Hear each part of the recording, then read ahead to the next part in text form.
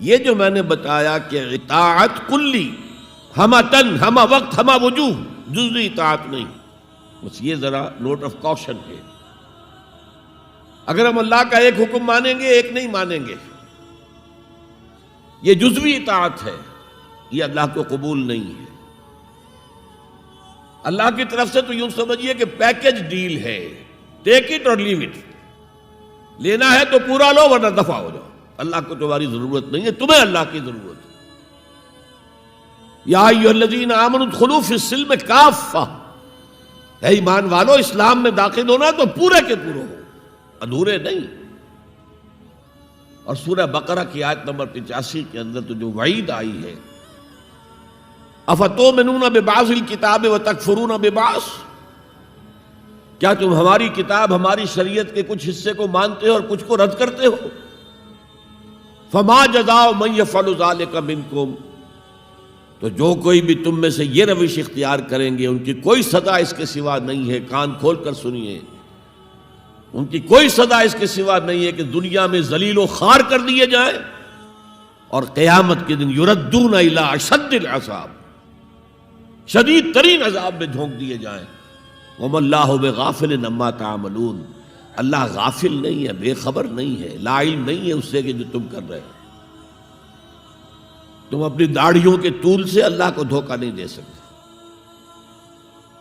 تم اپنے پائجاموں کو ٹخنوں سے اوپر رکھے اللہ کو دھوکہ نہیں دے سکتے کہ تم بہت متبع رسول ہو، تم اپنے عمروں اور حجوں سے اللہ کو دھوکہ نہیں دے سکتے، اللہ کو معلوم ہے کہ حرام کی کمائی سے حج کیا ہے تم نے، حرام کی کمائی سے عمرہ کیا ہے تم نے۔ تو یہ جو جزوی اطاعت ہے کوئی اطاعت نہیں، اللہ کو قبول نہیں۔ آدمی سوچتا ہے کہ چلیے میں نے یہ کام اچھے کیے، یہ برے کیے، مجھے اچھے کاموں کا کچھ کریڈٹ بھی تو ملنا چاہیے نا، لیکن نہیں، اللہ کہتا ہے جزوی اطاعت منہ پر دے ماری جائے گی۔ اور جو دنیا کی سزا ہے وہ تو ہم اپنی آنکھوں سے دیکھ رہے ہیں، 130، 140 یا 150 کروڑ مسلمان دنیا میں ہیں، ذرا اندازہ کیجیے، لیکن ہماری رائے کی کوئی اہمیت ہے؟ بین الاقوامی معاملات میں کوئی ہم سے مشورہ لیتا ہے کیا؟ آپ کا کیا خیال ہے؟ کس نمی پرست کے بھیا کیستی، ایسے بھی ملک تھے کہنا چاہیے، اب تو ان کا حال پتلا ہے، دولت کے انبار تھے ان کے پاس، لیکن ان کا مذاق اڑتا تھا مغربی ممالک، وہ چاہے سعودی بادشاہ ہوں اور چاہے وہ UAE کے امیر ہوں، مذاق ہی اڑتا تھا، کوئی حیثیت نہیں۔ حالانکہ کتنا بڑا رقبہ ہے انڈونیشیا کے آخری جزیروں سے لے کر موریتانیہ تک، سالڈ اسلامی آبادی، مسلمان آبادی۔ آپ کہیں گے کہ یہ بھارت جو ہے اس میں تو اکثریت تو نہیں ہے، لیکن 15 کروڑ یا 18 کروڑ تو آدمی یہاں موجود ہیں، لیکن کوئی عزت، کوئی حیثیت دنیاوی بین الاقوامی سطح پر۔ بہرحال یہاں بھی ہیں لوگ، کھاتے پیتے لوگ ہیں، ان کی اپنی کچھ عزت ہے اپنے معاشرے کے اندر، لیکن بحیثیت امت، بحیثیت قوم کیا حیثیت ہماری؟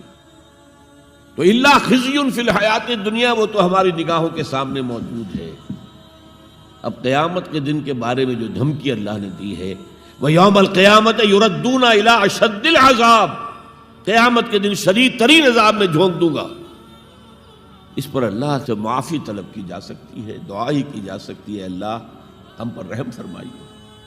یہ میں نے آپ کے سامنے رکھا ہے فارمولہ، اللہ کی اطاعت جمع اللہ کی محبت، دے گو ٹو میک عبادت۔ یہی دو الفاظ آتے ہیں اللہ کے رسول کے لیے بھی صلی اللہ علیہ وسلم۔ اللہ کے رسول کی اطاعت یہ تو اسلام کا بنیادی تقاضا ہے، اطیعوا اللہ واطیعوا الرسول فإن تولوا فإن اللہ لا يحب الکافرین۔ اطاعت کرو اللہ کی، اطاعت کرو رسول کی، پھر اگر یہ منہ موڑ لیں تو اللہ کو ایسے کافر بالکل پسند نہیں، تو کفر کا فتویٰ ہو رہا ہے۔ لیکن اللہ کے رسول کی اطاعت کے ساتھ محبت کو جمع کیجئے۔ میں نے ابھی آپ کو حدیث سنائی ہے، حضور نے فرمایا لا یؤمن احدکم حتی اکون احب الیہ من والدہ وولدہ والناس اجمعین، تم میں سے کوئی شخص مومن ہو ہی نہیں سکتا جب تک کہ میں اسے محبوب تر نہ ہو جاؤں، اپنے باپ سے، اپنے بیٹے سے اور تمام انسانوں سے۔ تو اللہ کے رسول کی اطاعت جمع اس کی محبت۔ اس محبت کے ضمن میں ایک واقعہ یاد آیا جس سے اندازہ ہوگا کہ کس قدر اپنائیت تھی، کتنا قرب تھا حضور کے اور حضرت عمر فاروق رضی اللہ تعالیٰ عنہ کے مابین۔ ایک مرتبہ حضور دریافت کرتے ہیں حضرت عمر سے، عمر تمہیں مجھ سے کتنی محبت ہے؟ اب آپ سوچئے، ذرا سا بھی مغایرت کا باریک سا پردہ بھی اگر کہیں ہو تو کیا یہ سوال کیا جا سکتا ہے؟ تو انتہائی قریبی شخص سے ہی کیا جائے گا، تمہیں مجھ سے کتنی محبت ہے؟ عرض کیا آپ مجھے دنیا کے ہر انسان سے بڑھ کر عزیز ہیں۔ فرمایا اور اپنی جان سے؟ اب ذرا سا توقف کیا حضرت عمر نے، الان ہاں اب میں یہ بھی کہتا ہوں کہ آپ مجھے میری جان سے زیادہ عزیز ہیں۔ تو حضور نے فرمایا اب آئے ہو مقام مطلوب پر۔ تو رسول کی اطاعت جمع محبت، اس کا نام ہے اتباع، پیروی کرنا۔ فرق کیا ہے؟ اطاعت کی جاتی ہے حکم کی، اور پیروی کی جاتی کسی کے نقش قدم کی، چاہے اس نے حکم دیا ہو چاہے نہ دیا ہو، جو وہ کرتا ہو کرنا۔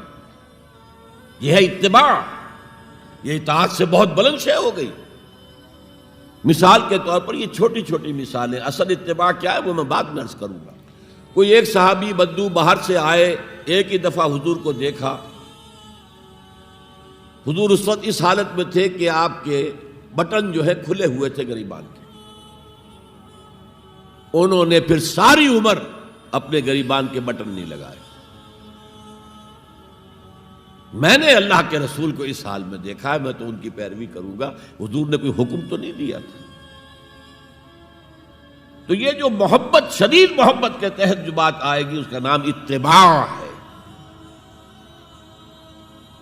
اور اس اتباع کا مقام کیا ہے وہ آیت میں سنا چکا ہوں آپ کو۔ قُلْ إِن كُنتُمْ تُحِبُّونَ اللَّهَ فَاتَّبِعُونِي يُحْبِبْكُمُ اللَّهُ۔ اے نبی ان سے کہہ دیجئے اگر تم اللہ سے محبت کرتے ہو تو میرا اتباع کرو، میرے نقش قدم پر چلو، میری پیروی کرو۔ اللہ تم سے محبت کرے گا، تم اللہ کے محب نہیں محبوب بن جاؤ گے۔